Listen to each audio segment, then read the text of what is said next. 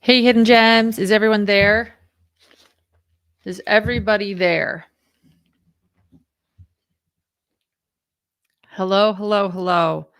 Thanks for everyone being here. Got started a little bit late, but you know what? Court went a little bit late today. Court almost went until 6 p.m. It was a long day, and we had two huge witnesses today. I have a lot of notes, and hopefully, I can get through all of them. So, first, I want to ask, can everyone hear me? As I always share this travel setup I have sort of makes me ask all of you if you can hear me because um, I don't have my earphones. Yes, all right. Well, we have a lot to go through. Let me give you just a rundown of some of the things we're going to cover today. First off, my lunch live, I shared essentially what happened before lunch, which is that no DNA of Richard Allen was found at the crime scene connecting Richard Allen to any of these crimes. Somebody mentioned that I seemed disappointed at lunch, thus I'm biased. If I am biased anywhere, it's that I want to have faith in this investigation.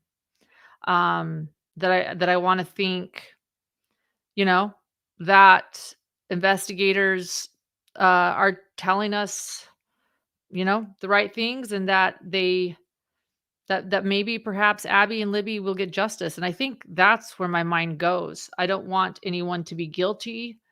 Um, I just I want justice for these girls. Sitting in there is really hard. We looked at crime scene photos again today. I made a new graph and I'm going to show all of you this graph that I made showing and depicting the crime scene and what a blood splatter analysis thought of the crime scene and some certain things. And I think also hearing that today, it's just been a really heavy day. It's been a confusing day. It's been a frustrating day. Um, so yeah, that's where I am is, we have I have aha moments and then I have moments where I'm like, "Huh." And I'm following the evidence. I'm following the facts. I'm following the evidence. And sometimes I feel like maybe we're on to something. Yesterday I was on with last night with Duty Dawn or yeah, Duty Ron, sorry. And I I felt like he helped answer a lot of my questions, and so I think I had this high of a lot of clarity, like, "Okay, this really helped me understand something," and I recommend everyone watch that. It was about, if you have any questions about the firearm, tool mark analysis. And then I go to court today and I feel like I'm starting to wrap my mind around it because as my husband, Dr. John, always says, people want to make sense out of things, right? We want things to make sense. Human beings want things to make sense. And I certainly do. I'm human. And so then we get to court and you know how we always say that make it make sense. I want this to make sense. And I sort of left today just a little bit more confused. And so if people felt emotion from my lunch live, and even actually, I was really flustered at the beginning too. In fact, I walked back into the court going, I was really flustered on my lunch live, and I don't know why.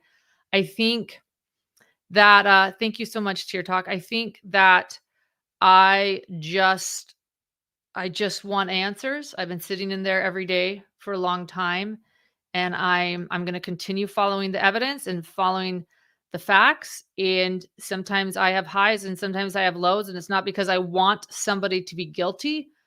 I just want to have faith in the justice system, and I want seeing this brutal crime. I hope that one day Abby and Libby get justice.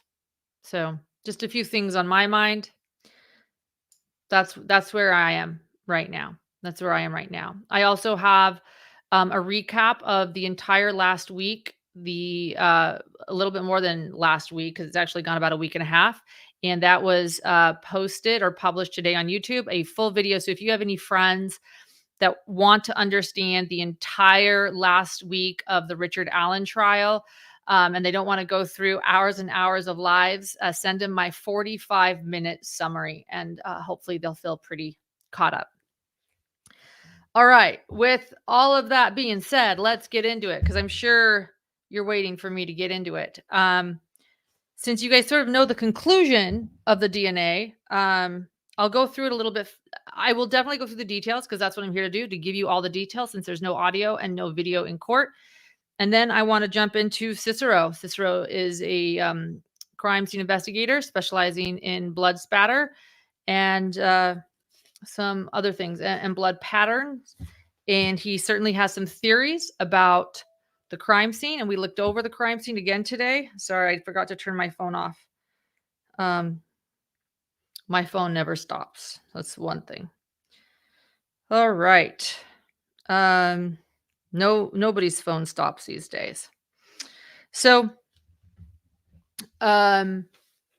and so I that's what I made a graph about. We had to see the crime scene photos again. Very difficult again. And but I did try to take some good notes and really try to study some of the environment so I can share just a little bit more about the crime scene. So the day starts. Where am I? October 28th, 2024. It's Monday. I'm in Delphi, Indiana at the Richard Allen trial. It's Monday, a new week. And we started today with witness Stacy Bozanovsky. It's a great last name. I hope I didn't butcher it, Stacy. Sorry. No, just kidding. That is how you pronounce it. And she is with the Indiana State Police Lab in Indianapolis.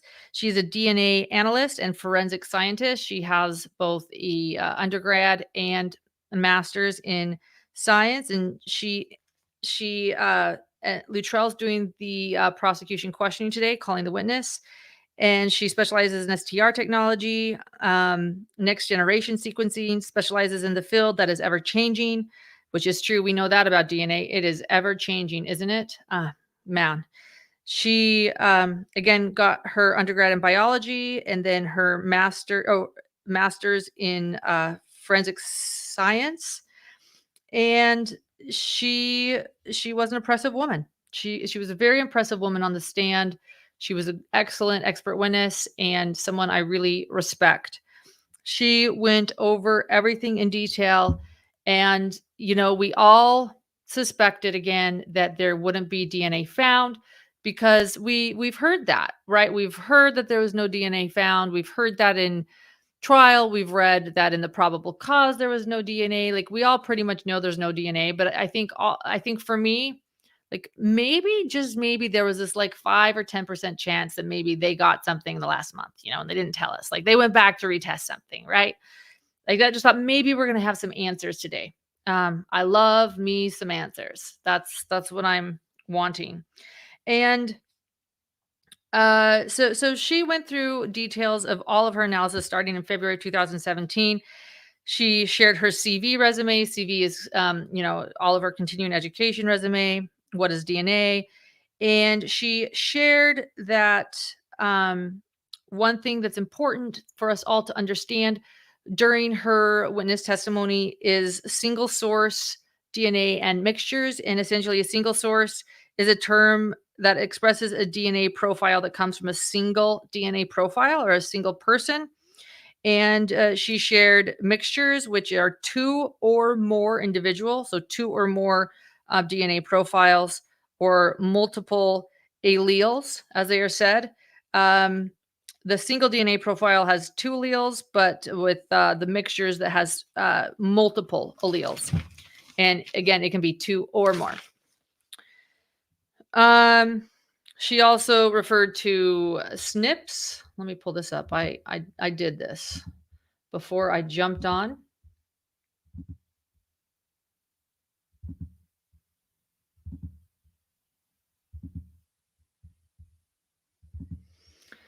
Thank you, AI overview. They are single nucleotide polymorphisms, or SNPs. They're a variation of DNA sequences that occur when a single nucleotide is different from the reference sequence. They are the most common type of genetic variant in humans, and they occur in almost every 1,000 nucleotides. Did you guys get that? I didn't either. This is why we have Stacy on the stand for us. But SNPs were very important to her process and to any DNA analysis. So we talked a lot about SNPs.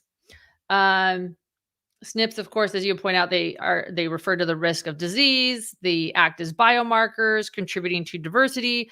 All of these things we learn a lot about when we are doing a genetic profile and ancestry or wherever. Um, so those are the things that were, I think, most important to her exploring all the DNA that she tested. Um, Luttrell handles all of this. He hands the state exhibits. By the way, the day started, I just want to say, with a very large evidence table. You knew that we were getting into business when we all walked in. The evidence table was out.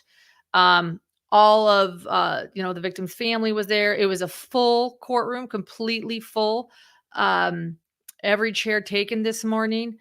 It was actually hard to get in, and we even had people helping us get in. Thank you so much. And then, in addition to that, we had Kathy Allen there.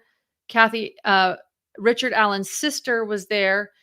Richard Allen's mother was not there. So I hope she is doing okay. I don't know how she is, but keep her in her thoughts. We had, on the prosecution side, of course, we had Libby's mother that was there. She's been attending every single day, as have the Patties, and Libby's sisters and her half sisters and her sister Kelsey. So, and more people were there. The prosecution side was full. So, they explain, first off, they start with the sexual assault kits, the R kits, one for Abby and one for Libby, and she actually has the boxes. And the one for Abby, one for Libby, they are a series of items, a vaginal wash sample, oral and internal swabs, hair from Liberty. It was all tested and screened. A cervical swab. There were a lot of swabs. Again, if you want to see what an intense SA kit is all about, I recommend it. Hearing it helped me because I really felt that they really screened a lot. Like I really understood everything that they tested and swabbed for. And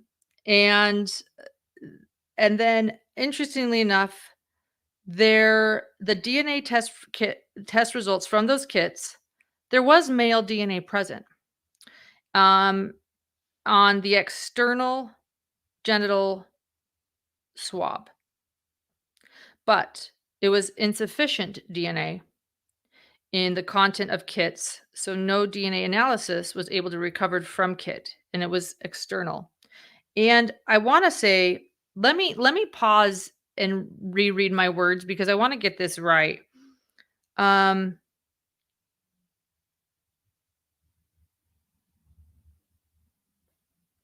Yeah, I even have asked somebody because I think it might have been just one of the girls that had. I'm gonna find out, but and they explained that it was so minimal that there was a male DNA unknown, that it could also be, it could be from anywhere, even like I think it reminded me of sort of like it could be, I don't know. Let's see. Maybe let me keep reading and seeing where it is.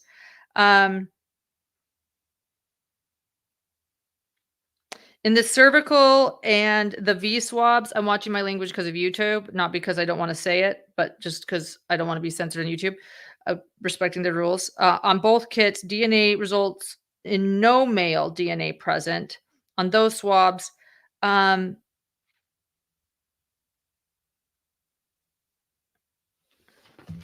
keep looking here.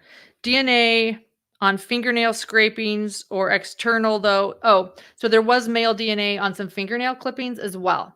Okay. But the DNA, she states, on fingernail scrapings or external isn't an unusual find.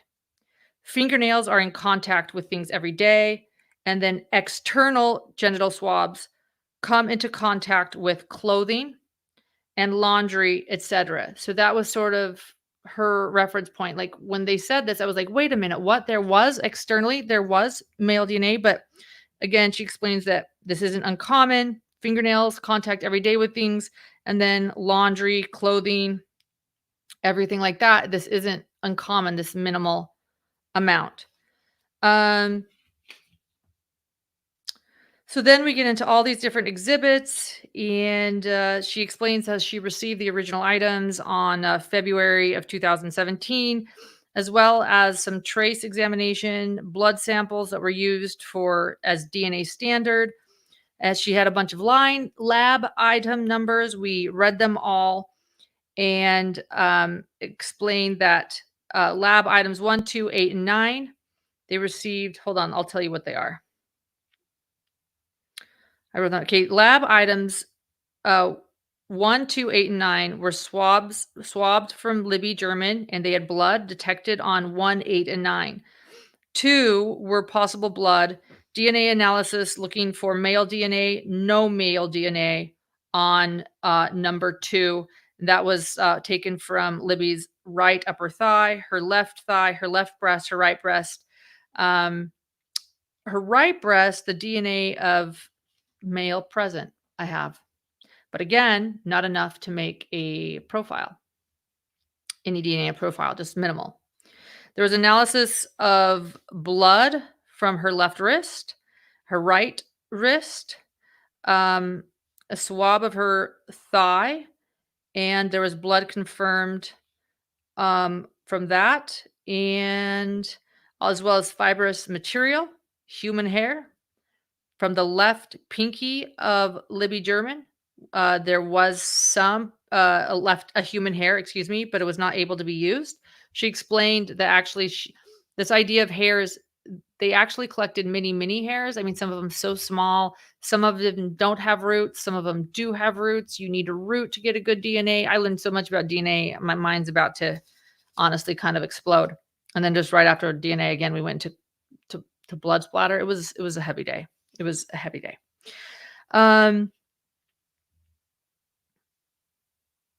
So there was no DNA on most things. On item 22, there was slight male DNA, but it was insufficient with a DNA analysis.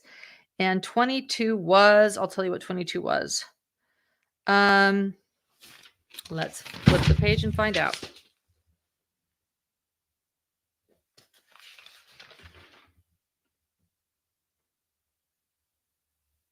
It was a swab of thigh from Libby German. And there was blood confirmed and minimal DNA inconclusive. Then there was a hair on Abby's left arm.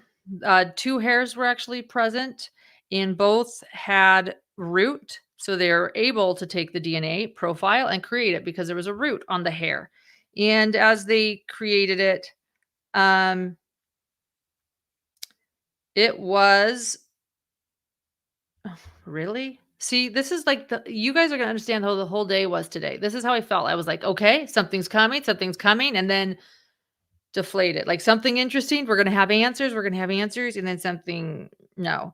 Because I have here that this was Abby's hair, left arm, and these were 2 hair present, both had root, DNA profile created, and then so you're like, okay, what's next? You're like watching, you're like listening, you're like, and again, and then the conclusion is, although there was a root present on hair, there was not enough for further analysis. And you're just like, really? So that was honestly, that sort of explains, like, the entire morning a little bit, like, we want answers, and then no, nothing, nothing. Um, there was, some fibers from a tree, and they were examined microscopically if indeed it was human hair. Oh, and then with the tree, it had yes to blood, and that blood was consistent to Libby German. That's important. We're gonna get into that at the crime scene analysis. And then, there was a DNA profile of Abby and Libby that was, hold on. Okay, so this is the hair that was believed to be a relative of Ms. German. So the hair found on Abby, they did conclude to be a relative of Libby, and they later concluded that it was Kelsey. And, Abby was found in Kelsey's sweatshirt. It was actually being borrowed by Libby, but Abby was found in it. And yeah, Abby was found wearing Libby's sweatshirt, and it was consistent as being Kelsey German's. Item 16 is the cartridge she examined. She received it on 2/17/2017. She examined the item. It was DNA analysis. The cartridge, she explained, was slightly dirty. She took one swab of the entire cartridge. The swab had a light brown stain from dirt. She attempted to collect skin cells. Swabbing is a method they use for that. She put it in a brown paper bag. She sealed it. Had loose debris when she opened it. Kept it safe. Nothing. Cartridge continued. Part of the process is to wet the swab with water.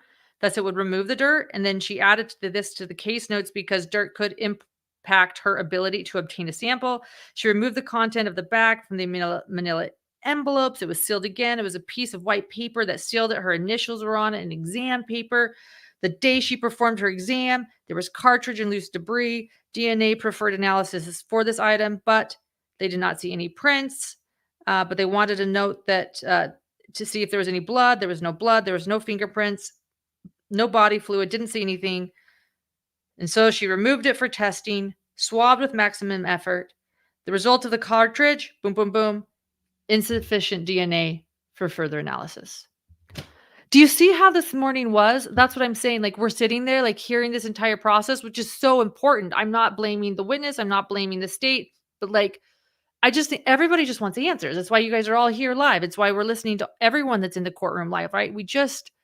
I think as human beings, we want answers. We want justice. I think answers equate to hope to me. And even though I shouldn't have had any expectations today, the way the morning was going, I just kept thinking, and, they go through this whole process and nothing. Sort of my morning. Hence, I came out a little flustered. She tested the right and left Converse shoes. Now, as you remember, the Converse shoes were being worn by Abby. They were her shoes. She came in those shoes. She had the shoes on. It starts with a visual exam. She starts with a visual exam of the shoes. There's discolorization. There's no blood detected on item 14. There is a bit of, she swabs the shoe because there looks to be a little bit of blood on the outside of the Converse.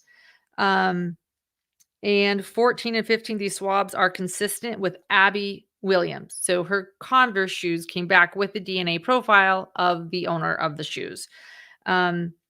But then it actually had another individual that was on the shoe, another DNA profile, and that was Libby German. So Abby and Libby's DNA profiles both came from the Converse of the shoes, and it was a partial DNA. And then there was some partial DNA profile, but there were no further conclusions. And then she also explained that the shoe was heavy with soil, dirt, and plant material. And to be honest, the shoe is very dirty, not just the sole, the whole shoe. The dirt was embedded into that fabric material. Blood detected in the tongue of shoe is a mixture of DNA, which would be Abby and Libby. So the tongue of the shoe had Abby and Libby's DNA. And the black sweatshirt owned by Kelsey, being found on Abby, the German Delphi swimming sweatshirt. She did a visual exam of this sweatshirt. And this, by the way, this sweatshirt was really heavily tested more than once. So she originally did a visual exam. It was heavily saturated with red stain, which makes sense. And next, the shoulders, they had a stain. There was a lot of heavy plant material and dirt, like a lot. It kind of explained, like there was so much plant material, dirt material, soil, sand, and blood detected all over the shoulder, the hoodie, and the neck. There was blood, and there was also a whitish stain, 3 swabs of an area of a sweatshirt. They did a microscopic exam, took several hairs from the sweatshirt, and it was consistent of Abigail Williams, and a mixture of both of them, Libby and Abby. It was consistent again with their profile, and the hair found on the sweatshirt was insufficient to test. The Maurice jeans taken from the body of Abigail, so they were actually owned by Libby, found on Abby, and there was a visible exam. They were heavy, dirt-like presence throughout the jeans. like sand-like or mud substance that enhanced with the ultra-red or ultraviolet light used to sort of test the outside for anything visible. There was a lot of dirt, like staining, testing areas of genes to see what might have been embedded under the dirt. And there was, in quotes, the possible presence of blood. The DNA analysis of genes, 2 swabs inside the crotch area, swabs on the button and zipper of genes, 1 hair had root. The hair failed to demonstrate 1 gene profile and oh, failed to demonstrate oh, the hair failed to demonstrate a complete DNA profile, but there was 1 gene profile. It was Abby Williams, and the other was Libby German, plus 1 other, a laboratory technician. So on the genes, there it sounds funny, on the gene profile, the genes, Geans, on those genes, the gene profile, DNA profile was Abby, Libby, and then they found somebody else, and she was really, like, interested. She's like, "Yeah, I found someone." And then they explained it was a laboratory technician, so like a personnel. And, inside the crotch area, there was a mixture of DNA, and it was Abby and Libby. Um, then back to a Nike shoe. Wait, let me make sure. Am I in the right spot? No, I'm not. Okay. Then we had a break and we came back. We're still before lunch. So, this was still all before my lunch live. They tested some additional items. Hold on, pause.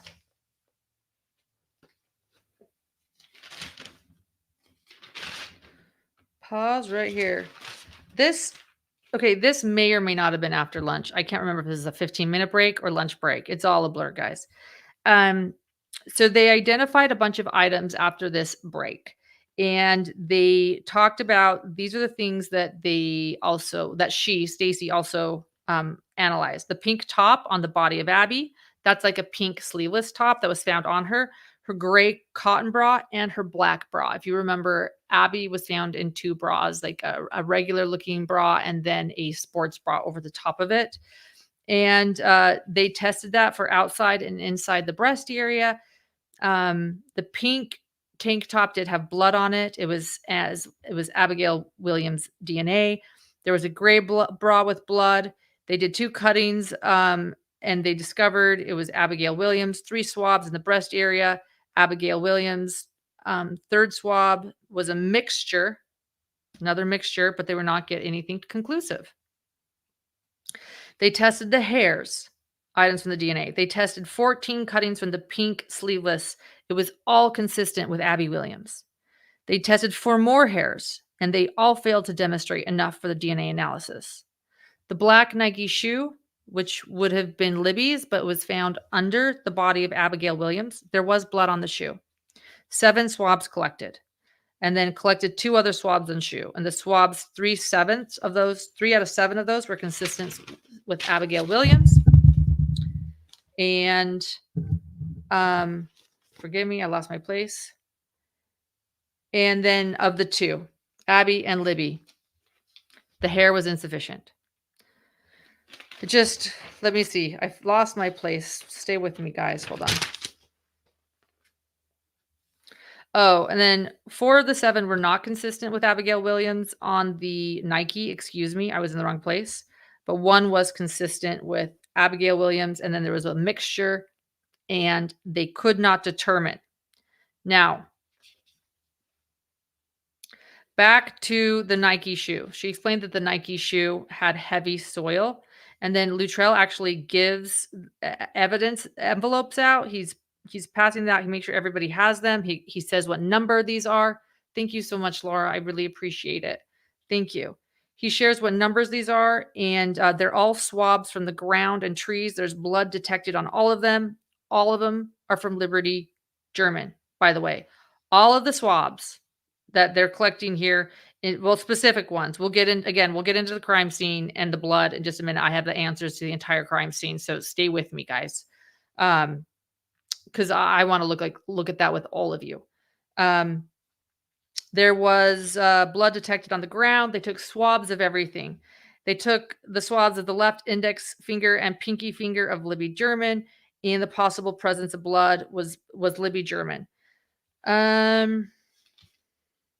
All of the spots that were mentioned by Luttrell on the ground, so all of the blood that was found on the ground, minus right where Abby was, and this is important, we're going to get into this later, it was all Libby.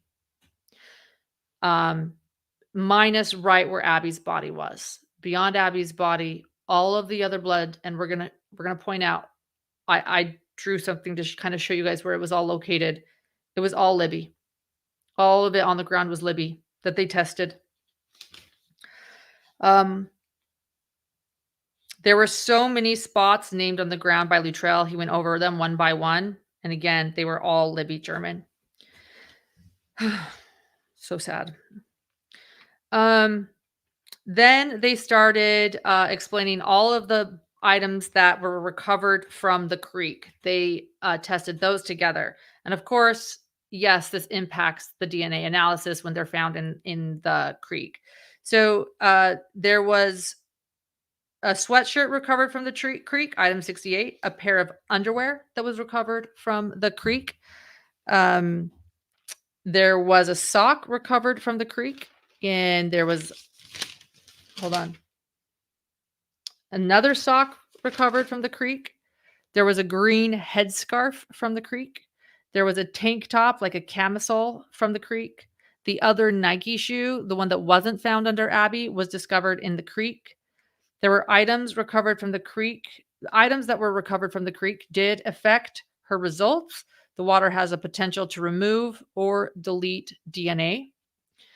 The Nike was heavily soiled. There was no blood. They took 5 swabs that were collected from the shoe.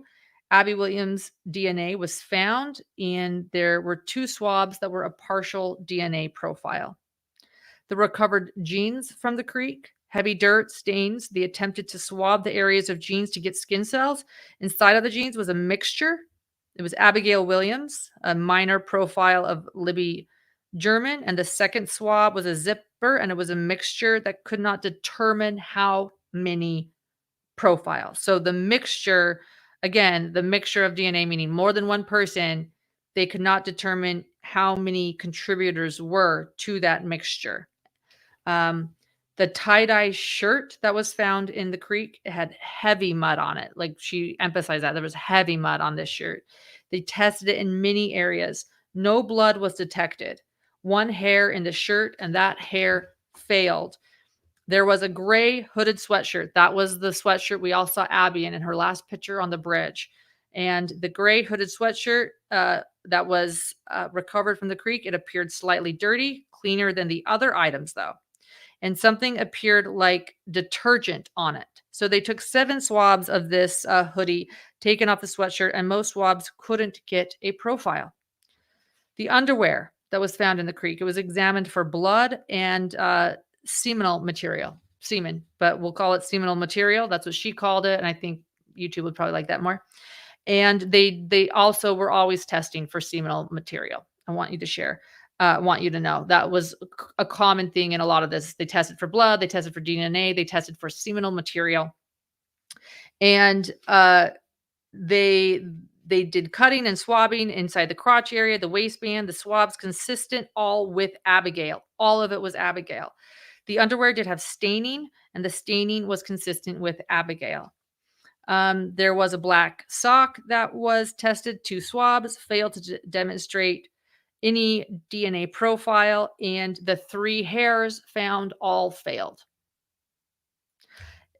You guys are this is what it was like sitting in the court today. If you guys are like, can you tell us something? Bethy Ann, I'll share that. I kind of did at the beginning of this video, share my thoughts, but I'll share a bit at the end too. Thank you. The 3 hairs, the pink sock, no blood or seminal material found. The 3 hairs retained failed to demonstrate a DNA profile. And then the green scarf, this is interesting. The green scarf was embedded with mud, and it may not have even been related to this crime. They're not even sure. I thought that was interesting because I think it could be related to the crime, but today they said it may not even be related to this crime. I don't know. What do you guys think? Um,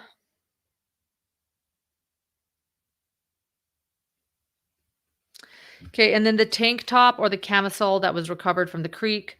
There were several areas for blood and semen. They took swabs from inside the shirt. They recovered DNA or a partial profile that they could not determine. The next report, April 11th, a re-examination on the sweatshirt that Abby was wearing that said Delphi Swimming um, German on it. And it was back then she decided to re-examine it. And she also decided to re-examine she re-examined the swab of the iPhone of Libby German. So two major items. She's like, you know what? I'm going to go back and we're going to really cover these items. That's essentially what she's telling us all in court. I just thought, it's time to redo this. Let's get really serious with this and try one more time. It was the sweatshirt Abby was in and the iPhone of Libby German. So she does DNA, two swabs. There's a mixture that comes out. So again, a mixture DNA profile, that good old fashioned mixture. And there were no conclusions to decide to take any additional samples of the sweatshirt. Tested all of the areas. She said that she went over the whole thing. May have come into contact. She just figured the reason why she was testing it. She was asked, why did you test this? And she thought, well, it may have come into contact with a suspect. And because it was in the middle of the crime scene, she wanted to go back and do additional swabs and testing. So she swabbed the front, the arms, the back, 22 swabs of the sweatshirt. So on the sweatshirt, she came up with 3 individuals and an additional interpretation. And she assumed that they were all contributors and deduced them. And she discovered an unknown male. When she stated this, there were whispers in the courtroom. You could hear it. It's like we had been waiting for this moment. Like, you're going to have an answer for us. You're going to find something. You're going to have a clue for us. Just something for us to think about, right? To chew on, to think what, who did this? These little girls. So she goes back and she discovered an unknown male. They entered and submitted this for potential offenders. We had not gotten this far in court. We had not gotten as far as her saying, and now we're testing for potential offenders. I'm like, what? Okay. What do we have? What do we have here, Stacy? And she ran it through CODIS, and then they discovered that it was an unknown employee. In other words, in Indiana State Police lab personnel. So, nada. After her going back and doing all that testing. Mixture. There was a mixture of 2 people on the sweatshirt. That would be Abigail Williams and Libby German. It was examined by Indiana State Police on the Lafayette Post on July 11th, 2017. So this is when she made the conference room an examination room. Why did she make it an examination room in the conference room and not use her regular lab? Well, because she was testing the tree branches for blood. And I love that somebody finally called them tree branches. These are not sticks. In fact, this tree branch that she was testing for blood was 7 feet long. So it was clearly the one, I think, that was found by Libby at the crime scene. And all of those swabs that she tested on July 11th, 2017, she took several swabs from each branch. She was trying to get swabs for skin cells. So she did examine on the tree branches that there were possible blood, but she was more interested in getting swabs for skin cells because you sort of have to pick and choose sometimes. So she gets these. She does these swabs. She's really looking for skin cells, which would come back with a DNA profile. She took several swabs from each branch. Some branches were 7 feet long.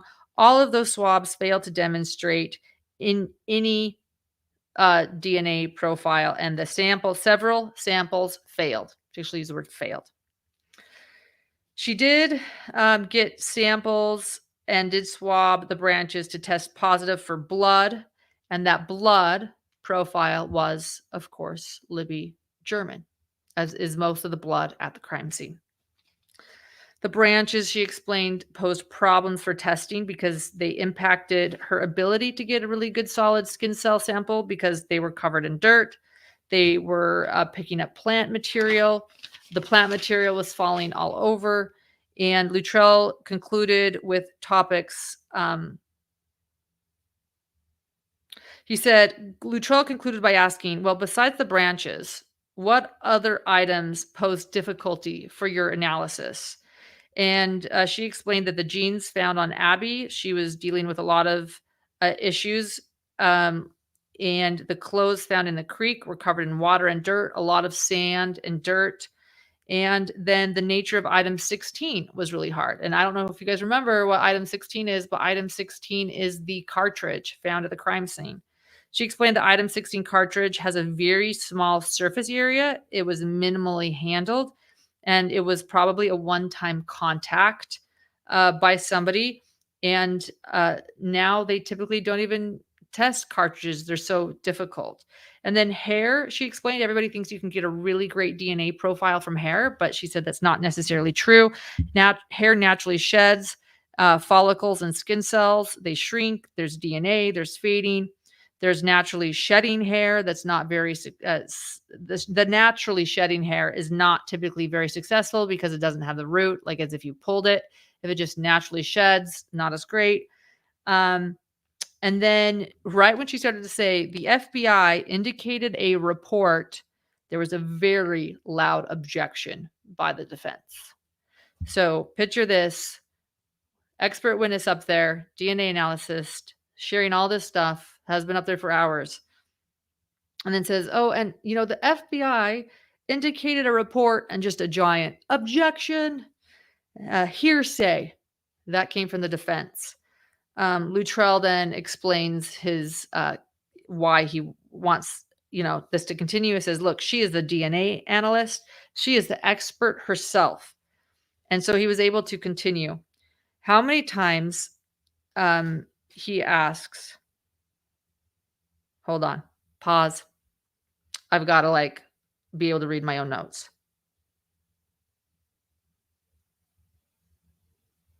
Okay, here we go. So she explains that she sent the FBI 72 hairs. There's a lot more than the hair we heard of, or the 5 hair, or the 4 hairs. We now know that the FBI was sent 72 hairs to analyze. And then the Luttrell asks, how many hairs did the FBI identify that were not consistent with Abby or Libby? Okay, so 72 hairs sent to the FBI. They're only going to send back a report, the hairs they discovered that were not consistent with Abby or Libby.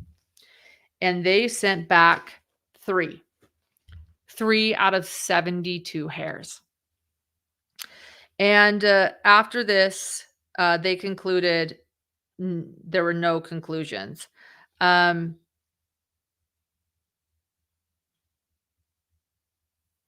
They concluded after this that there were no conclusions, but her role is to research what technology may be available to do the testing. Okay, so this got interesting. So from these 72 hairs, we learned that the FBI sent back 3 of them, 3 that were not Abby or Libby's hairs. So we're all wanting to know, right?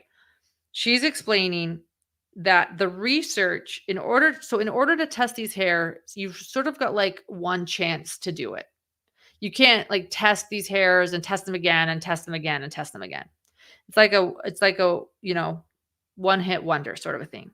And the research at this time shows that the success rate for these rootless hairs testing is very low. Very low. So she has these hairs, and she needed them for testing. They were 5 centimeters of hair.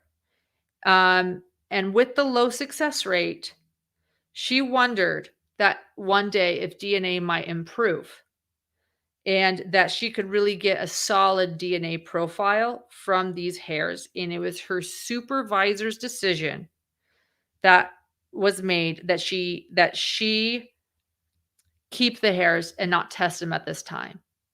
I actually think that's really interesting. And I think that's we hear about that all the time now, right? Those of us that follow true crime, where they store DNA for a future date, and then cold cases, right? Forensic files, and they go back into the evidence Now that we have all these advanced tools, and we go back and they take something from 30 years ago and they learn who the killer is.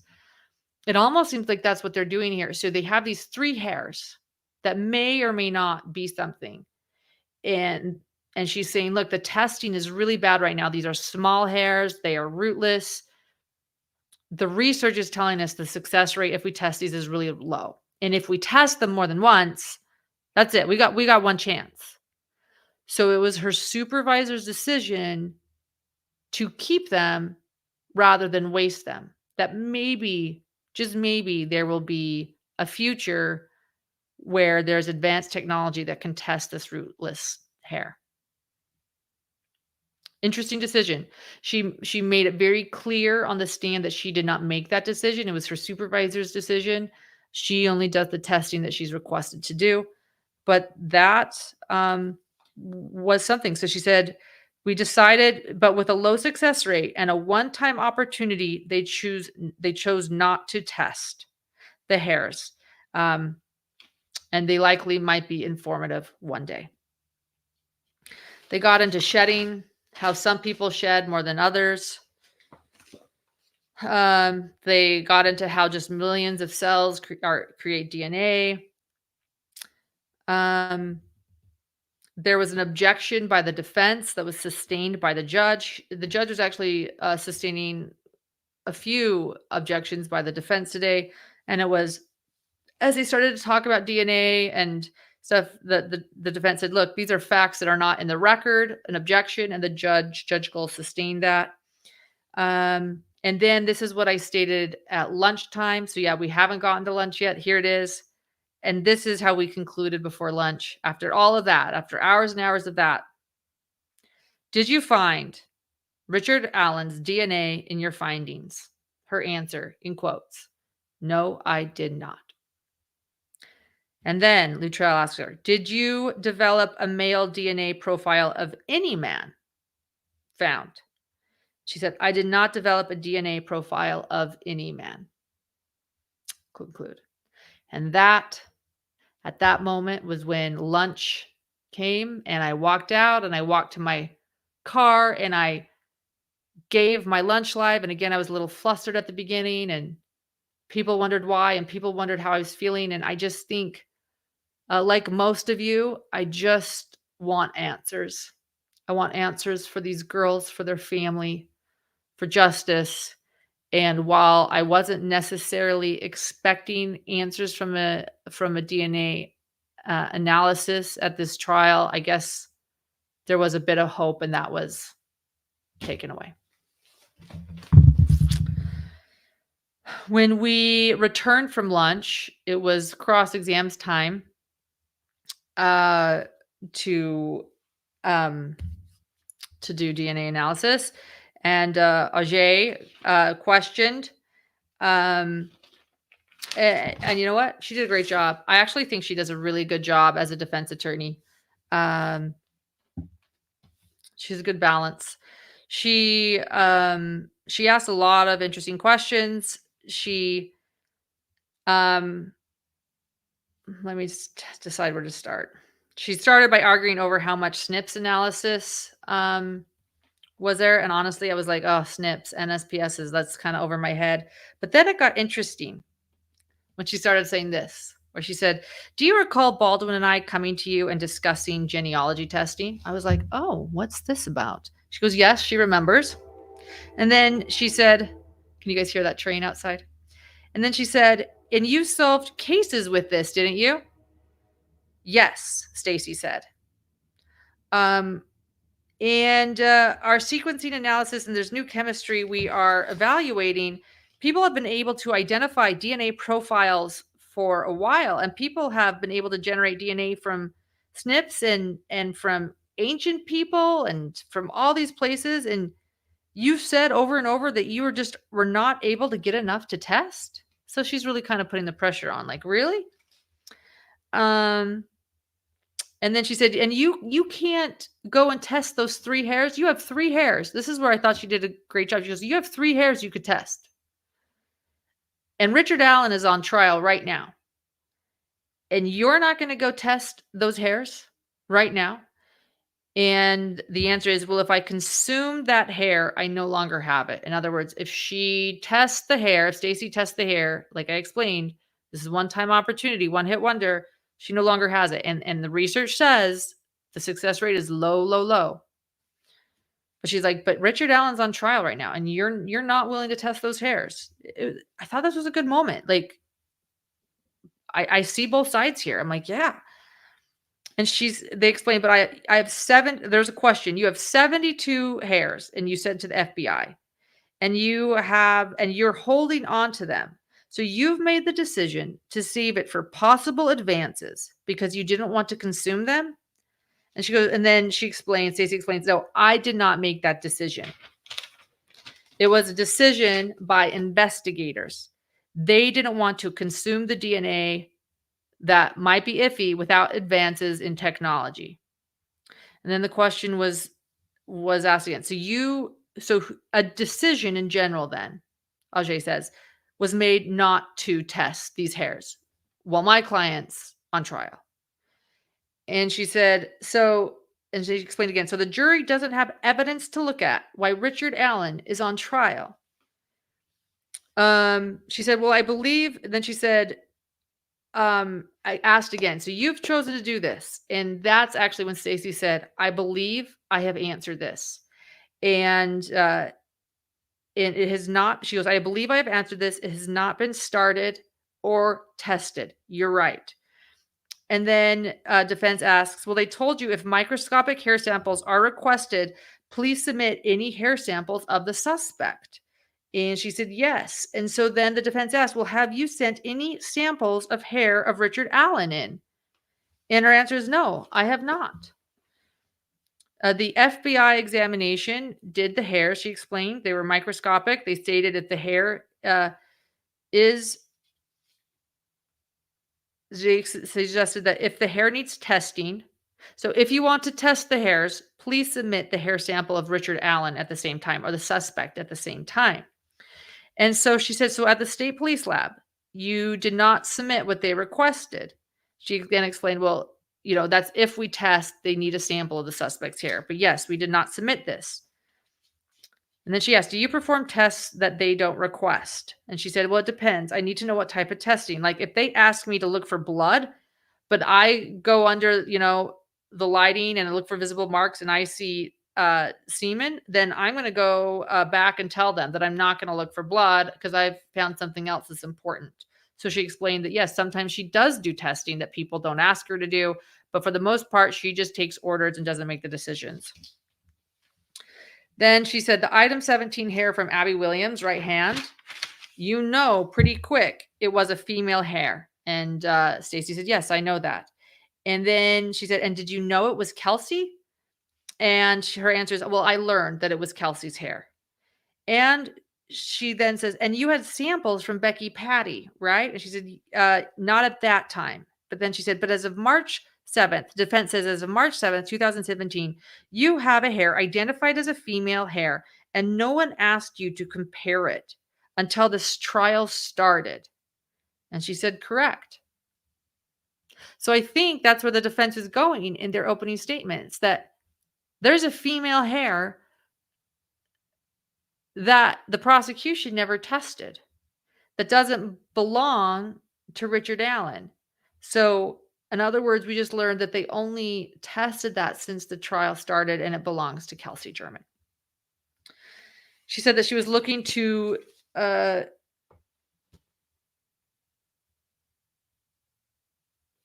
then she said that she was specifically looking to determine male DNA. And that's why she didn't take the time to test Kelsey's hair. She was specifically looking to determine male DNA.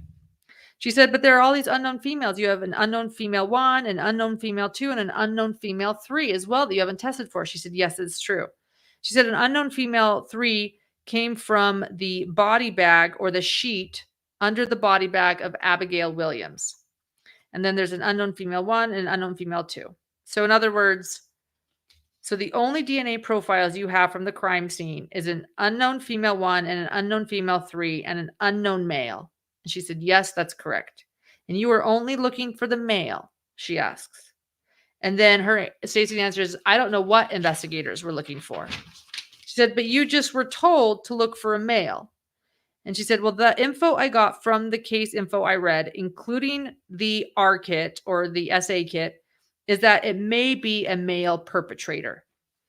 And so the defense says, so this SA kit that you examined, it had nothing to do with Richard Allen. And her answer is, I made no profile of a male on the samples. I can only speak for my findings. And then she asks, so how many samples or standards of DNA did you receive? Her answer, hundreds. And so then more than one person, so then she jumps to this, the defense jumps to this. So more than one person could have committed this crime, right? And that's when Stacy says, I cannot make that decision. I just do my work as a DNA analyst, and I determine what I'm asked to do. A lot of the DNA was from a lot of people. And then she said, well, there are a lot of results that were mixtures, correct? And she stated, yes, at least 2 or 3 people are in the mixtures. And she was trying to push her and say, well, just how many could there be? Could it be, she said it could be 1 or 2. Well, could it be more than 2? And after she asked that, there was a giant objection. And then prosecution said this has been asked and answered multiple times. It was sustained. Then there was a question about how many had access to the sweatshirt that had German on it, the sweatshirt, the black sweatshirt. And she explained that she was the only person to examine it, and that someone, so although she was the only one that examined it, someone, she admits, did pick it up and transport it from the crime scene. And she, so it's the entire chain of custody. You could check the sheet. She doesn't completely know, but someone had to have transported it, but she was the only person who examined it. And then she said, but you found unknown male DNA from someone in your lab, correct? And then she explained, well, the state police is considered part of our lab. So it could have been someone that actually transported it in the evidence bag or whatever. Didn't necessarily have to be from the lab. And then the defense said, did anyone in the lab touch the sweatshirt? And then Stacy answered, while it was in my custody, no one else touched the sweatshirt. She asked, did you do the testing? She said, yes, I did. Did anyone else do the testing? Not that I'm aware of. Were there any male assistants? No, there were not any male assistants. And then were there any items that came from Richard Allen's home that connected to Abby and Libby? And did you examine the blue Carhartt coat owned by Richard Allen? She said, yes, I did. And did you analyze the Ford Focus? Yes, I did. And the black dirty boots? Yes, I did. And there was no evidence, the defense asks, of Abby or Libby on those items. The answer, correct. No evidence. And you said it was hard to get DNA from cartridge, correct? She said, yes. But you can get DNA from a metal surface, can you not? You can. So despite blood at the crime scene, there is no DNA for Abby and Libby. Wait, hold on.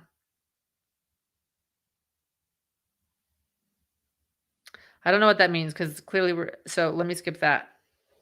She said there was not enough DNA at the crime scene for a profile for anyone. She asks how many hours Stacy had spent on this case. She says she doesn't know, but she tested hundreds of items. She just spent a lot of time. There are no DNA results for the unknown male profile. And she asks if DNA can come from spit. Yes, it can. And then she explained, we do not do hair analysis in our labs to compare. The FBI does it, but it's more like a tool for investigative purposes, not always to identify. And they said that the review of the case exhausted resources. And then we had a very long sidebar. Are you guys still with me? Way to hang out with me here as we go through DNA analysis. Thank you. What was really interesting is after this analysis, the jury questions were long and there were a lot of them. And I have to admit, I suspect again that some of these jurors know a lot about this case. Not saying that's good or bad. I'm just stating it as a fact. They seem to know a lot about this case. The first question was what types of quality control is necessary in testing for DNA reagents? I don't think anybody ever mentioned that today, reagents. Um, what she explains that DNA reagents are prepared with protocol, logged, manufacture, and as far as the use of reagents, we do quality control and yeah. And then another question for the jurors was, do you need to do repetitive testing to validate results? No, there's not a need to reproduce test as a confirmation. The validation studies to ensure consistent results. Next question, do multiple people perform various places of analysis? No, assigned analysis to each case. Occasionally an analyst will do I can't read my own handwriting. Forgive me, guys. Like one analyst will do one part of the testing and another will do the DNA testing, but mostly it's just one person. So no, multiple people do not typically do the testing. And let's see. You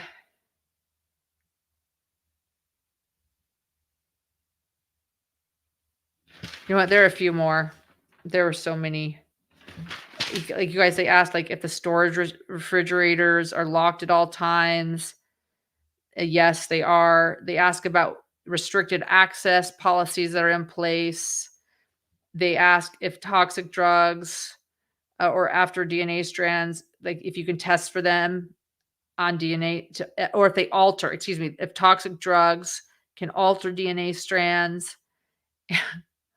They ask what PCR is. Am I right that these are really interesting questions? I mean, these jurors are not amateurs, man. They come with the questions. They come with the questions. So,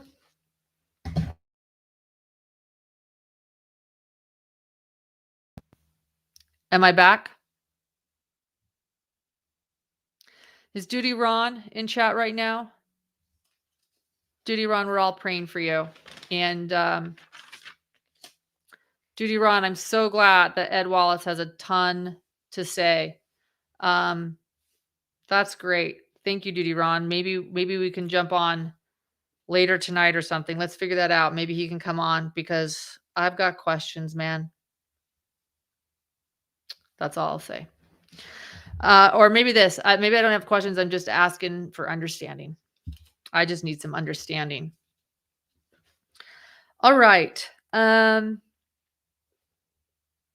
Okay, so Luttrell is going to question the new witness, and this is Cicero, Patrick Cicero.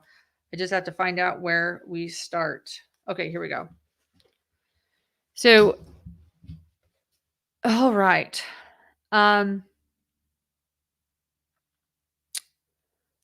Thank you so much. Thank you, guys.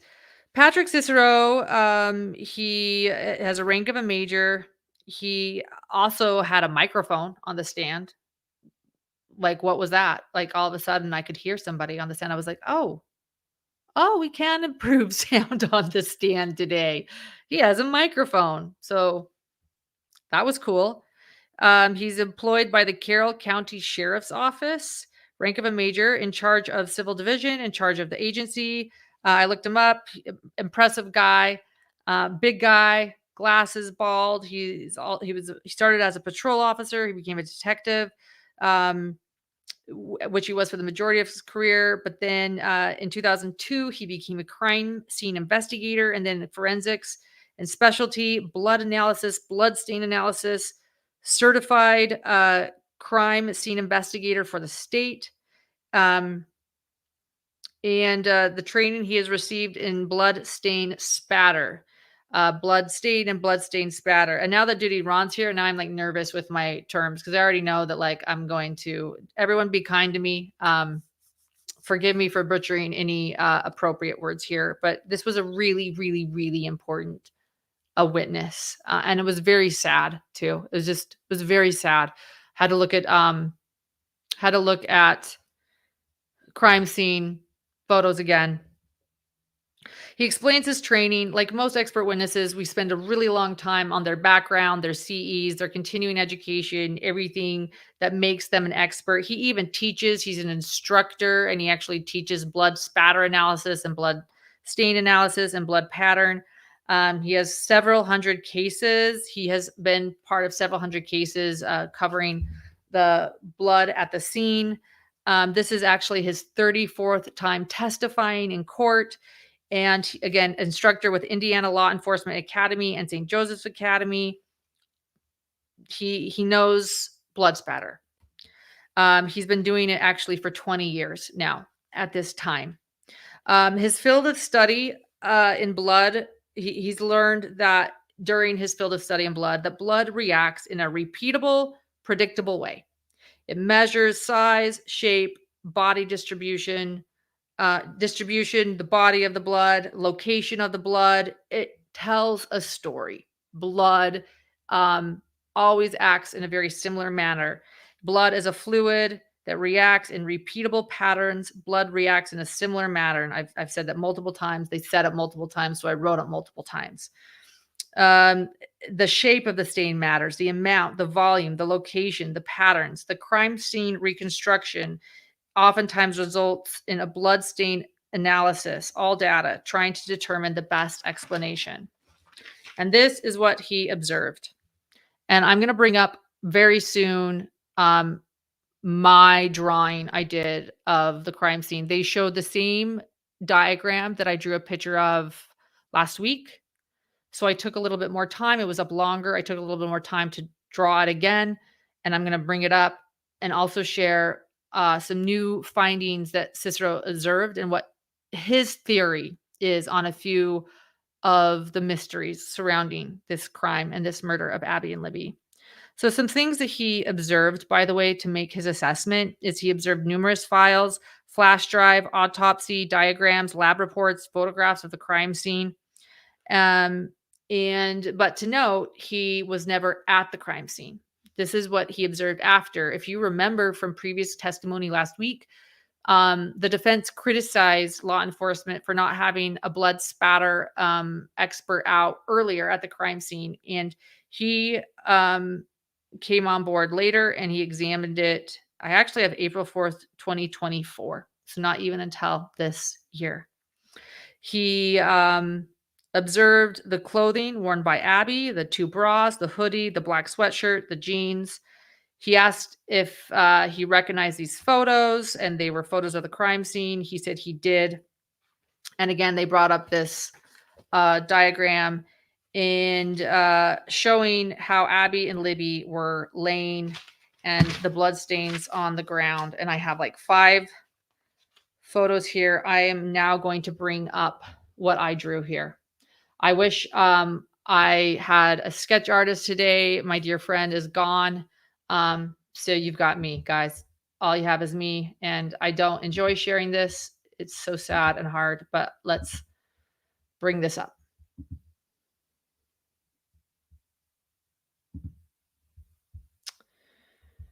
Okay. I drew this in court. Let me see if I can make it a little bigger.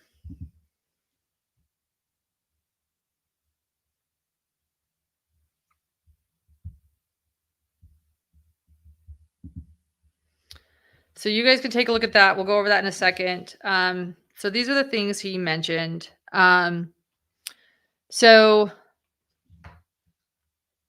This is, again, the same diagram that we saw last week. I just did a new drawing. So let's just start with the basics. The green are 2 trees. The red are the markings of where the main blood is at the crime scene. And the yellow are the twigs and branches and sticks. And so there was a really, really large tree that that Libby was right by. So There's a giant big tree, like, as in it's, like, got a double trunk. It's like a very, very large tree, hence the larger drawing on over here by Libby.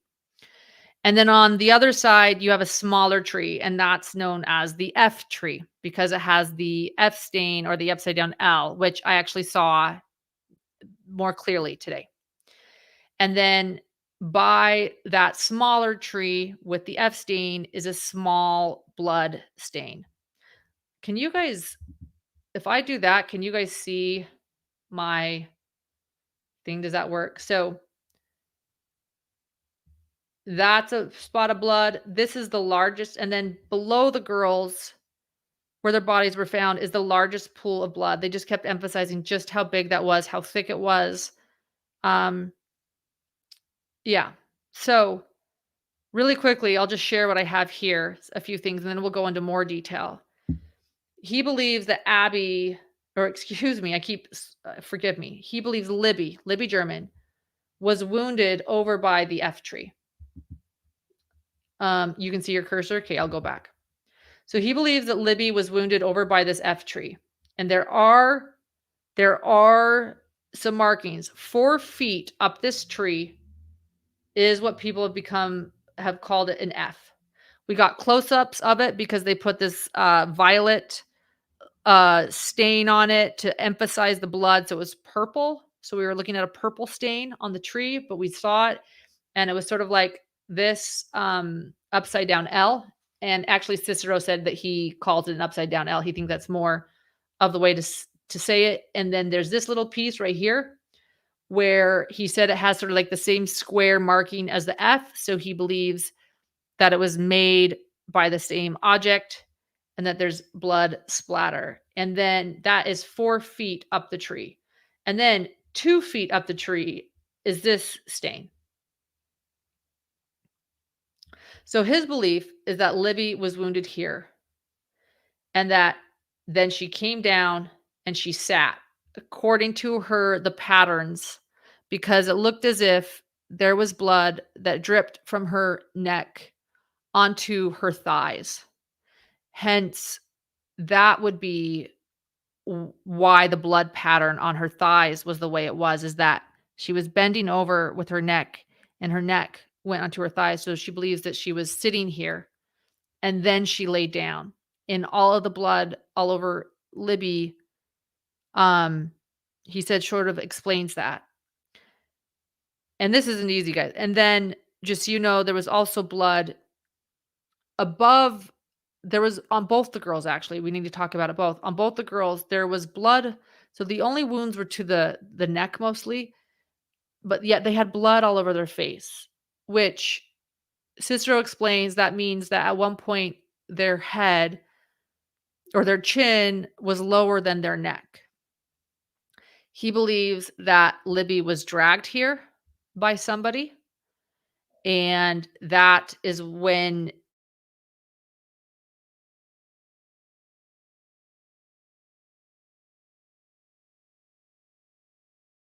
also agrees that the blood on her hands was from touching her hands. And he suspected that he dragged Libby, she, the killer, to the large tree because it conceals her and it could help conceal her. And he implied that he felt the sticks were to help conceal things. And so he does believe that Libby was moved. When it comes to Abby, he does believe that Abby was already dressed, and I'll come over and see you guys. I feel like I need to come see. I was looking at that.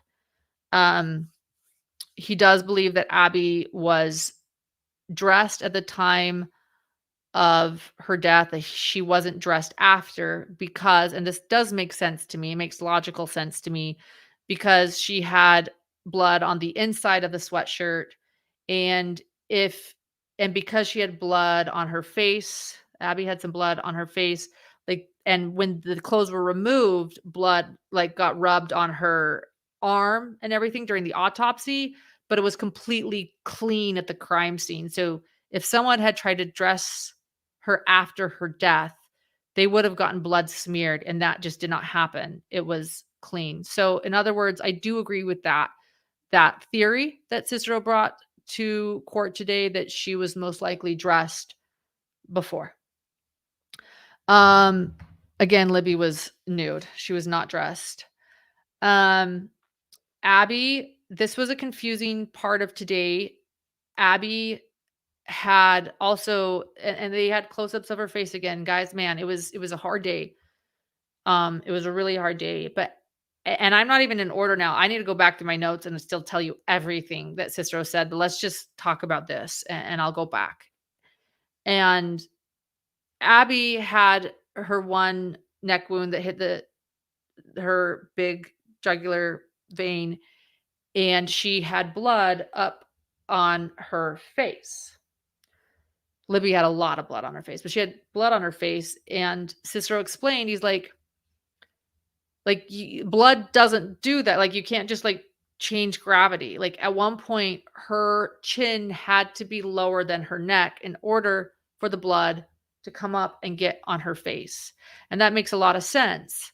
But it also left a lot of questions and was really confusing, because he's also stating that he believes that Abby wasn't moved, that Abby was harmed there, that Abby died there and she didn't move, and her chin is not like below her neck. So I don't understand. And then the other thing that they really talked about, which has also confused me, and again, this is why I have a lot of confusion still, is that her hands were completely clean from blood. I mean, pure from blood. And it is very confusing. Like, when this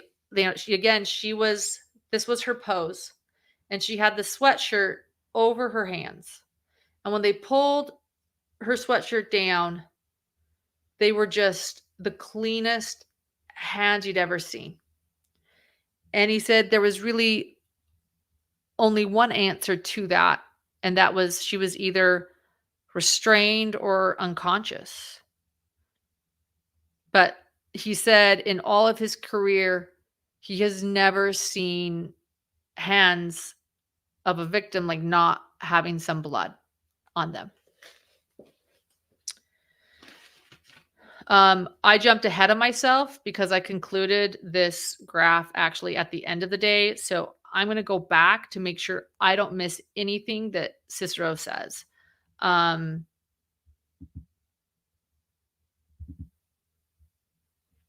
Is that okay? Or would you rather see the graph while I talk? Maybe the graph is more interesting than me. I'll fix that just a second. Let me go back to the beginning.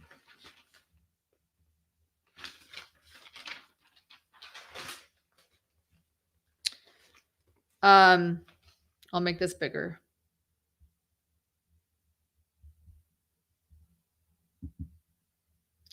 What am I doing?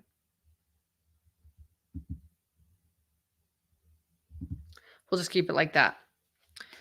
So,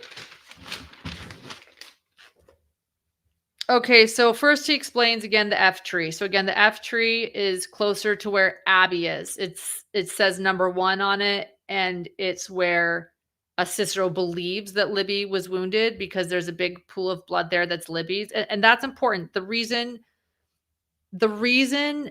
that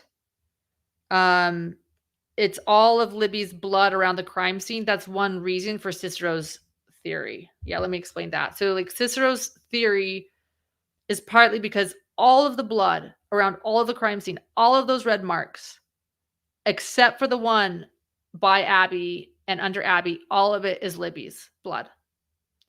And so this is also where Cicero's like thesis comes in. His so let me go back. So that F tree, again, they have that. Let me make it larger. Let's just start. So he started here. Do you see that? So the F tree, he says it's more like an L. He describes this as an upside down L. They applied a chemical stain to the blood to see it. And it was, again, 4 feet from the base. And it was what was called a transfer stain. Um, it was there was additional spatter around the stains, and essentially, when force is applied, an individual drop, make contact. That's the spatter. But this is called a transfer stain. It was 1.37 inches wide and 1.59 inches top to bottom. It was called a transfer stain, and that happens when an object comes into close contact. And that was the F. He said, yeah, he describes it as an upside down F. And again, there was another 2 feet up the tree, the same tree, and that, let me get my, and that is that stain. So 2 feet up the tree, that stain, 4 feet up the tree, that stain. Transfer stains. Okay. Yeah, so his 4 feet hypothesis. So when it comes to the F tree or the upside down L, this is his hypothesis. The top is square. It's likewise, and they have a likewise small stain right next to it. So it's interesting because it's uniform and even, if you can see that, like the little square next to the upside down L. And it's more consistent with a pattern transfer. And then 2 feet again above the base is all consistent with the transfer as well. Like a bloody object came into contact with the tree. And while it's the tree closest to Abby, it is not her blood. But right by the tree is a very large accumulation of blood. And that's what he calls it. By this tree, there's a large accumulation of blood. And then when we get to this largest pool of blood, where he believes Libby sat, he said it's gelatinous. There are leaves, stained sticks on the ground. It was so large. It was the largest pool of blood. At this moment, Libby's mom is in absolute tears, crying. And the bottom of Libby's foot. Oh, he believes, excuse me, and why is this on my, go away.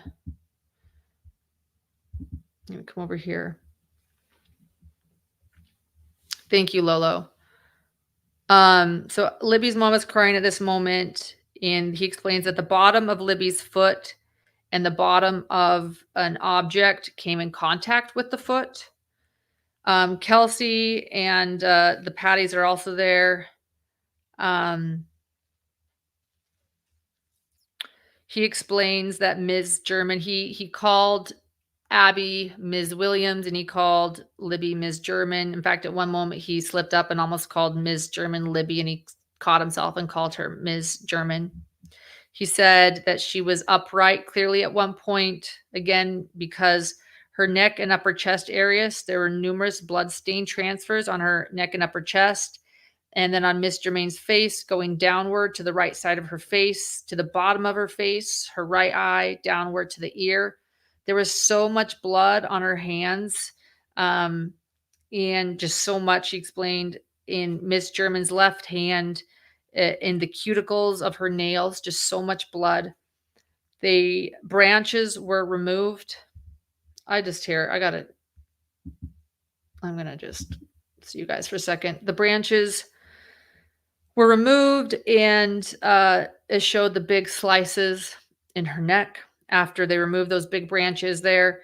And you got a closer shot. We saw the flow pattern on her face at the crime scene, her face covered in blood. And during this time, I mentioned that Richard Allen is watching.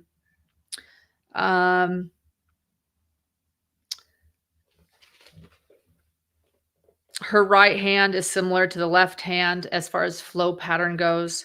There is so much blood, a lot in the fingernails, some blood transferred off as if she touched someone. That was hard to hear. Ms. German's right thigh, there were blood stains dripping. the top of onto the top of her right thigh in a projecting pattern, and that again implies that she had to have been sitting. That something was dripping onto her thigh and then going down both sides. At this moment, I see Becky Patty wipe an eye, and her mother is crying. And because of the side pattern drip on Libby's uh, thighs and face, now he says it was likely from laying down. So after she was standing, she went to sitting. Let's see this again. So 1, 2, 3.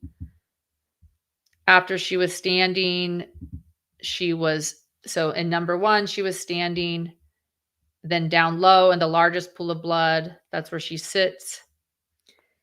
And then it was likely she laid down after that. And the best explanation is that Ms. German would have been seated for the wound to be over the leg. The drops are called scalps, cardiovascular system, pumping out blood. And the blood actually shows energy when it pumps out quickly. And there's an altered pattern, any pattern that originates and then changes patterns. They did a close-up of her eye and how it almost looked. There was like blood coming from down her eye, guys. And there was like blood coming down her eyes and her nose. Like it looked like she was bleeding from her eyes and from her nose. And he said it's indicative of movement. And then they asked Cicero if he believes that Libby was moved after she died, and he said yes. So back to Libby on the crime scene. There was blood staining on her leg, her right leg, and along the backside. And so they showed the back of her at the crime scene. They lifted her up, and you could see the back, and you could see all the leaves sticking to her backside. And they were sticking to her backside, Cicero explained, because of the blood. There was just a little blood on the leaves when she was discovered, though, which means that she was no longer bleeding when she was moved. That's interesting. So there was enough blood for the leaves to stick on her, but there was not that much blood. So this does make sense to me. Like, so the big pool of blood again would be where she died, and then she was moved up against this really large tree because there was a lot less blood, meaning she was no longer bleeding when she was moved. The only area of blood for Ms. William is to the left of her. So, so again, as far as Ms. William goes, it was to the left of her and underneath her a bit. And Abby's pants were undone, and she was in a pugilistic pose, bent at the elbows, close to her body. Her sleeves were pulled down, and Cicero noticed no blood on Ms. Williams' hands, and he could not observe blood stains on the sleeves or arms of Ms. Williams. The autopsy photos of the arms did have blood on them, and he acknowledged that it was very steep to be carried up the cemetery, all these girls, and moved up a hill and transported. And the blood, actually, there was so much blood. It was actually, some of it was really dry and some of it was still kind of wet. And the moving of the body could have affected the blood stains at that moment. And it could have transferred as she was moved. So while there was no blood at the crime scene, there was some blood at autopsy. And at this time, by the way, throughout this, Baldwin, defense Baldwin had his arm around Richard Allen once again. So the first time that we were looking at crime scene photos, he had his arm around Richard Allen. And the second time we're looking at crime scene photos, Baldwin has his arm around Richard Allen, like really around it. He explained that the blood flow patterns on Abby go up onto her face. They do. They go up onto her face and over her chin, defying gravity. And that's not consistent to a final resting place. So I was like, okay. So this gets confusing for me. And Abby, the jugular vein was breached on Abby. There was a lot of blood loss, and her hands are completely clear of blood. Her torso, let me split. The torso is exposed. There's an absence of blood on her bra and on her torso area. And that would be consistent with Abby wearing this outfit at the time of passing because her torso was completely clean. In other words, like she was covered in clothing. The blood moves up and over her mouth, Abby's mouth, meaning that she could have been moved, or at one point, not moved, but at one point, like her neck had to be again higher than her chin for the blood to come down. Her head would have had to go back, in other words.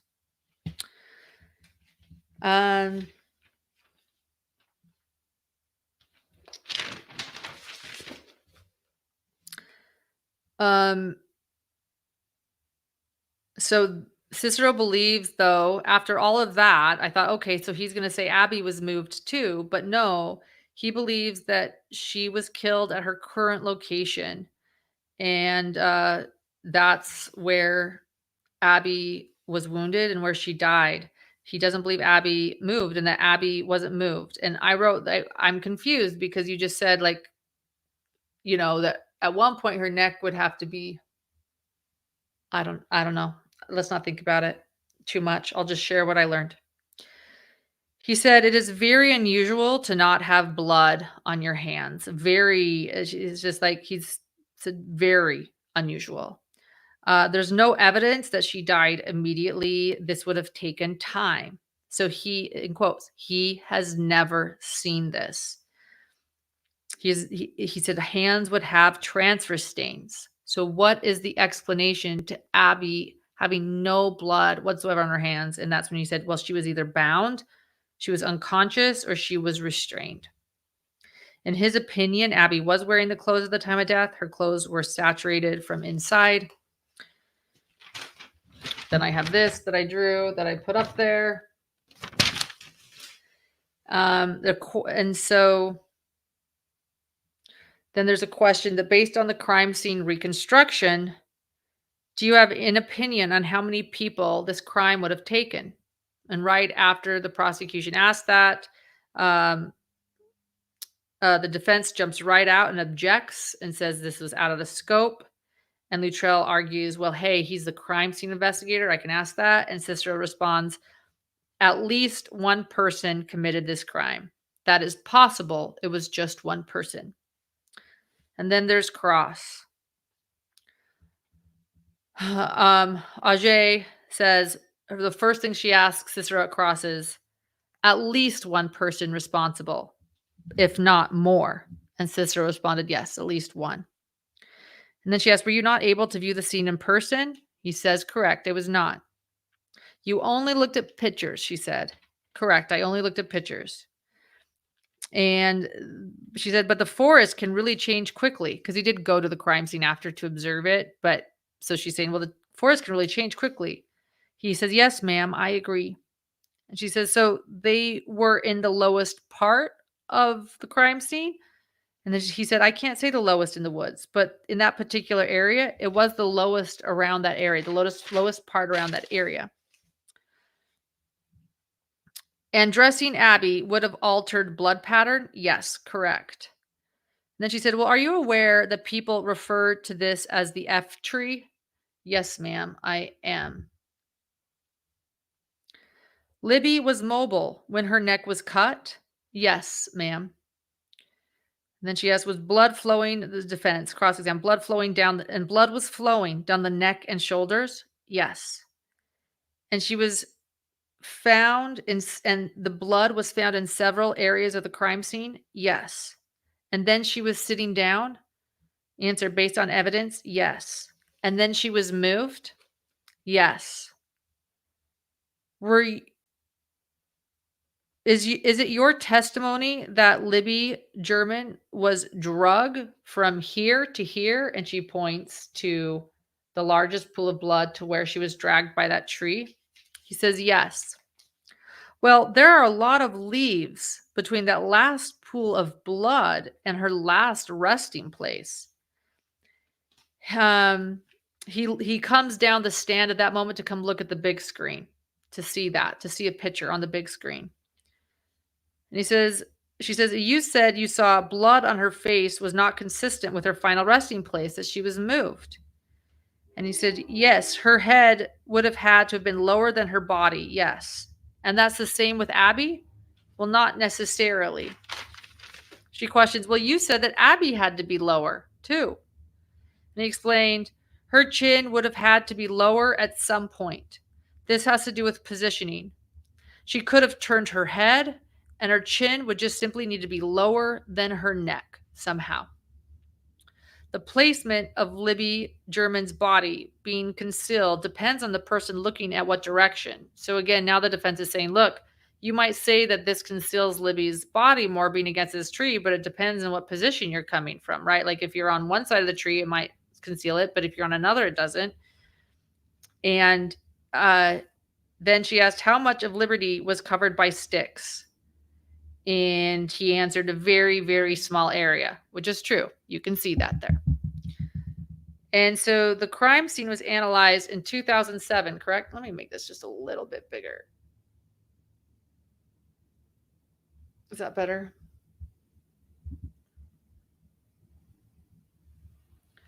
So the crime scene was analyzed in 2017, and the drag marks would be important to note, wouldn't they? The defense asked. He said, yes. He goes, wouldn't it be important to note these drag marks in diagrams or in evidence numbers or with notes?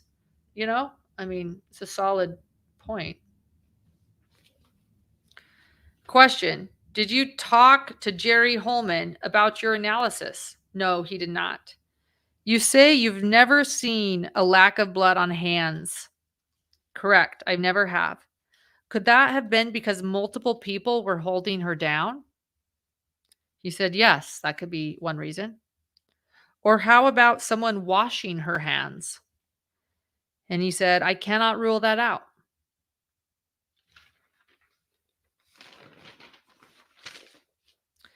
In all of your testimony and all of your work on this case, found you have found nothing that has connected Richard Allen to the crime scene, correct? He said, no, I have not found anything. Question on redirect. So now it's the prosecution's turn to redirect after that pretty good defense cross-exam. Question from prosecution. So do you believe that Libby was dragged? Answer: there is a lot of blood on the right side of her body and the bottom of her foot, like she had been dragged. You might not see drag marks, but there are a couple of layers on the ground. It was thick with leaves.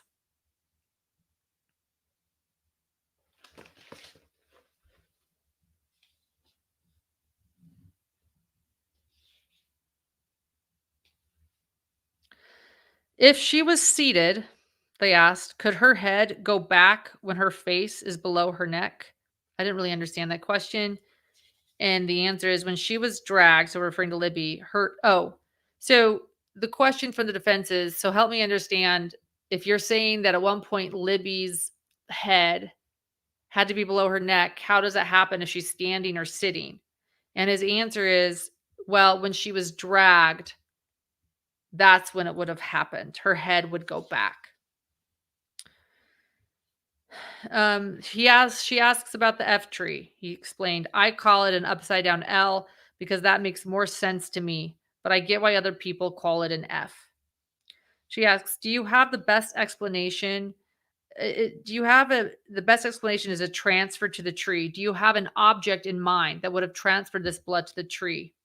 His answer is potentially her hand and part of her arm. That's our hypothesis. So if you want to know what the blood spatter expert says, when it comes to the F tree or the L, he believes that it was part of her hand and her arm on the tree, and it would be about 4 feet up, and it would be Libby's hand and arm,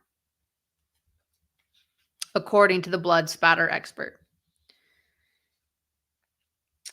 Question: can you see sexual assault happen without the DNA of a suspect being left behind? His answer, absolutely.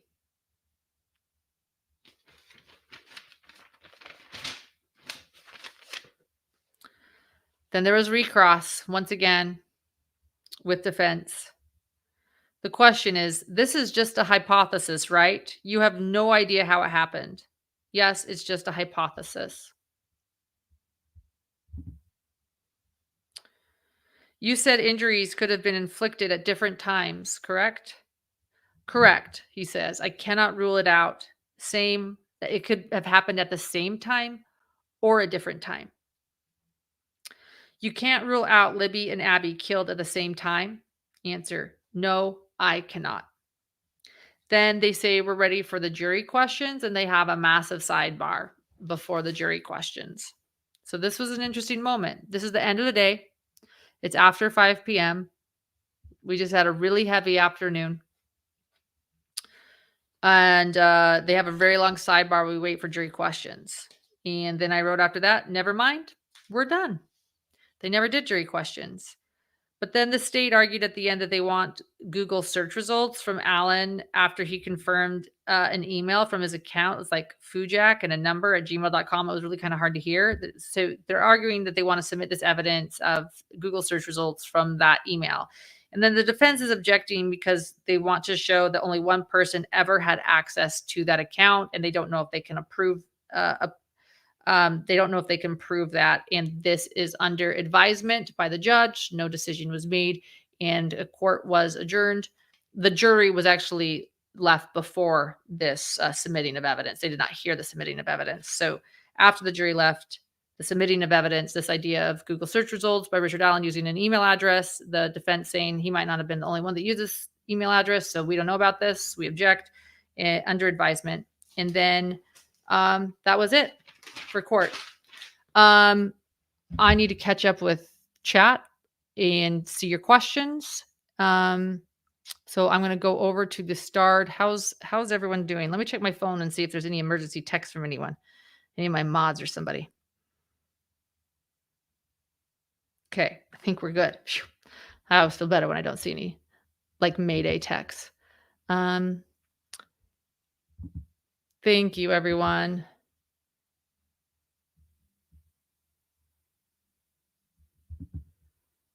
Thank you, Tier Talk, so much.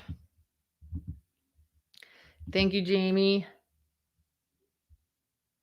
Thank you so much, Big Doodle. Yes, there have been some locals saving our spot in line for all of the creators, not just me. Like they came. It's been amazing. Like people like the last time I actually stayed out at night. This is great. In front of me in line was someone holding the space in line for another creator, and they happened to be a therapist, and they were like, "You got to stop. You got to ask. You got to give yourself permission." She was so nice. And so we had our first line sitters last night. And thank you again to Caleb and to Megan. Thank you, Mallory. I appreciate it so much. Thank you, Laura.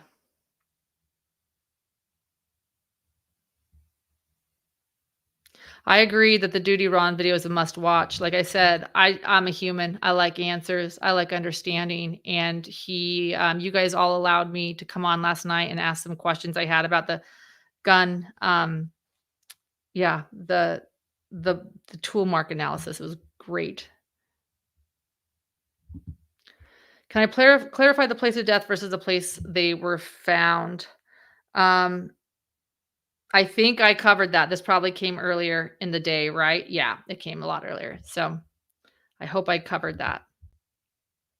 This is a very tough case. My opinion of today, I think I sort of shared it at the beginning of this. I think this is all it is yeah, I think the beginning of this is the best way to say it. I want justice. I want closure. I want peace for the families, and I want to answers. And there are some days where answers feel closer in this case, and there are some days where answers feel further away. And I think today was just a day where answers felt further away from me. I'm left with a lot more questions. Thank you, Irish Alexandria. Absolutely right, YC. It must be real justice and true evidence must speak to the jurors. Only they can decide if Richard Allen is innocent or guilty. Absolutely. Couldn't say it better. From all the excellent and detailed reporting you've done, thank you so much. It would be hard right now. I actually agree with you. It would be extremely hard to convict him right now. Um, it would be difficult. I don't know, and I have no idea what the jury is thinking. In my opinion, people would think it would make more sense for one person committing this crime. Yeah, thank you for sharing your thoughts, Betsy.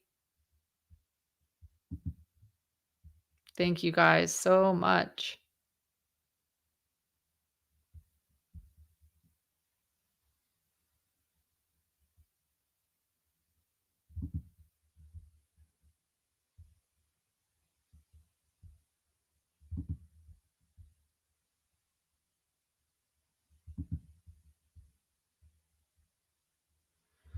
Wow, thank you so, so much. I appreciate it. Oh, man, there were a lot of people sleeping last night, and a lot of people sitting in chairs. In fact, the line is starting earlier and earlier.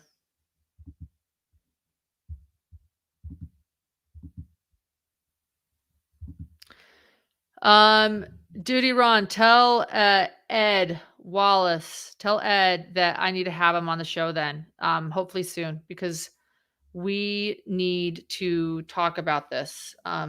Text me because I would love to understand more about the DNA. Thank you everyone for all your super chats. Guys, honestly, thank you.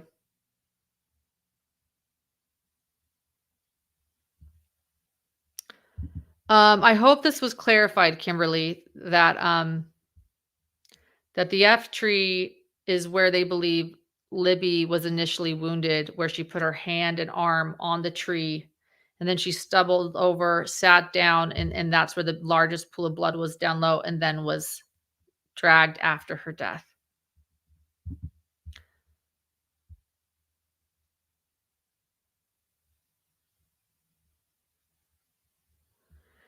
They have not said anything about the girls attacking or fighting against their attacker. They have not found any defense wounds. That doesn't mean they didn't. They could have even tried to run away, right? Like, who knows? Who knows? Oh my gosh. I will send this to John and he will take our guy to Ben and Jerry's, his favorite. Thank you. Thank you, Molly. Thank you, Ashley. Um, thank you guys so, so much.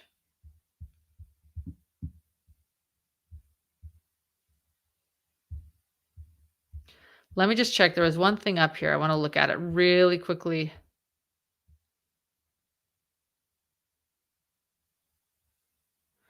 Um, all right.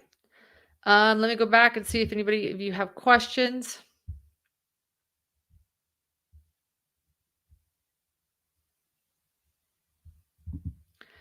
Can you explain the bonds with other creators and reporters? Is the community appreciative of your coverage, Delphi? Yeah, I think all of the creators, we're all friends.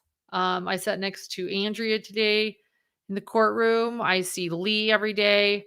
I've met other creators as well with people I didn't know before, and they're wonderful and they're doing incredible work. And I would say that everyone is really kind because I think that everyone feels, even if our like the way we're presenting the case, even if we have different thoughts about the case or the way we're presenting the case online might be different. I think all of us are united in that because there's no audio and no video in the courtroom, that we all need to be sharing with the public what's going on. And when somebody misses something with notes, somebody else helps. And there's just a genuine, I think, warmth and a united effort knowing this is so important. And for that, I'm grateful.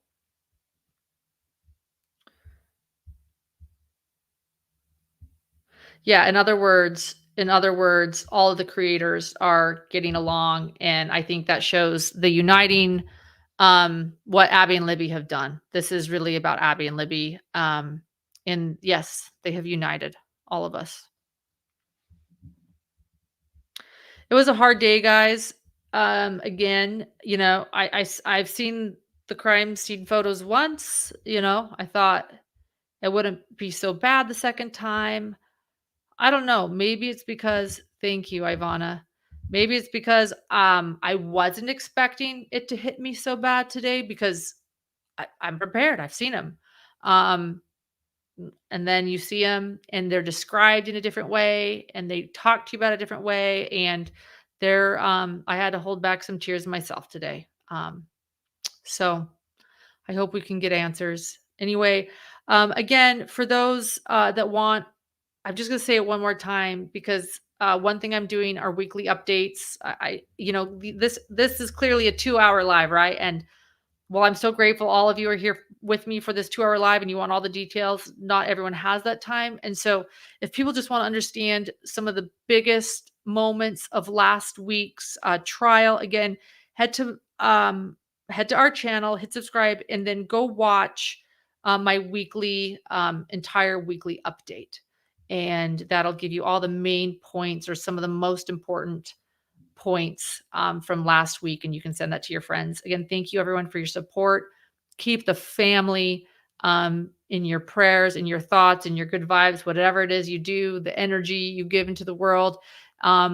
Families everywhere. So both families and all the families. So, all right, guys, have a great night. I'm going to go get some rest and head over and check out things outside of the courthouse and yeah, go from there. Thanks, guys. We'll see you. Bye bye.